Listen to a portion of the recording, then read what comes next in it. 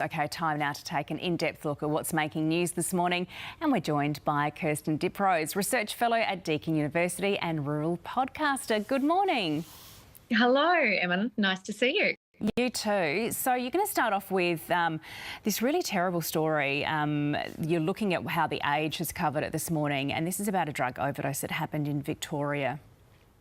Yeah, look, it's an absolutely tragic story, and I really do think it's worth a front page story. So the details are really emerging after a coronial inquest of what happened when 4 people died one night. It was a Tuesday night last year, and they thought that they were taking cocaine, but turns out they were taking something far more potent and more powerful.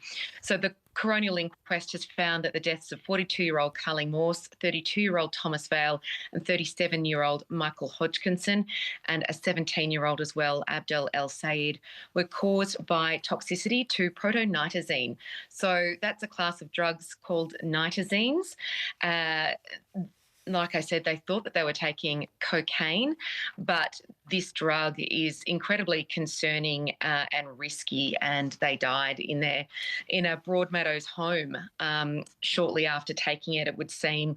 And it's exceptionally sad because last year is when the alarm bells were really ringing about nitazine. So it's a synthetic opioid, but far more potent than, say, heroin, and even more so than fentanyl. So the drug was actually created back in the 1950s alongside fentanyl, but therapeutic, and the health bodies decided not to go with nitazines because it was so risky and the risk of death was so high.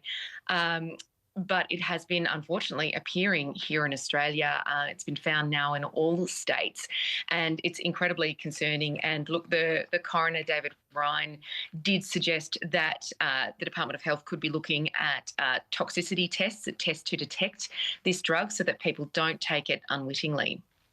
It is absolutely devastating, that story. Speaking of heartbreaking stories, the ABC News online website, they're covering again that Monash IVF clinic bungle. I don't even know what to call it. I can't even imagine what it's been like for the patients involved.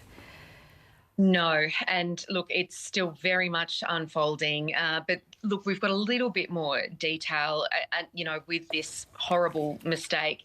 But the ABC has learned that Queensland Health has now visited every Monash IVF clinic in the state since, they found out about this awful mix-up in which a Brisbane patient was mistakenly implanted with another woman's embryo. So basically, we know that Monash IVF has blamed human error when this happened, which was back in 2023. And then, of course, the woman gave birth to a baby who had no genetic link to her later that year. So Monash IVF discovered the mix-up back in February, and when it did, it reported it to Queensland Health, which is now the official regulator. And a Queensland Health spokesman has now told the ABC that early investigations suggest that, yes, it was human error and a failure to follow process, but they're still awaiting the findings of an independent review that's happening right now. Interestingly, there were also some laws that were passed in Queensland, because this has largely been a self-regulated space, but there were some laws passed in Queensland last September banning sex selection and stopping records from being destroyed and ensuring that record keeping happened for sperm and egg donors. But sources have told the ABC that even if these laws had been in place at the time, it wouldn't have prevented this mistake from happening. But no doubt we will be hearing a lot more. Again, that independent review still to come. Kirsten, finally, and just briefly, because we're running out of time, a story about Pope Francis that's been covered in The Guardian this morning. Yeah, look, it looks like Pope Francis's health might be improving. There's a story about the Pope being called a maverick because there was a couple of people working on a monument at St. Peter's Basilica. They were approached by a man wearing a sort of a poncho and some black trousers, no shoes, being pushed in a wheelchair. They thought it was just a simple pilgrim, but no, it was the Pope himself who had come to say thank you for their work.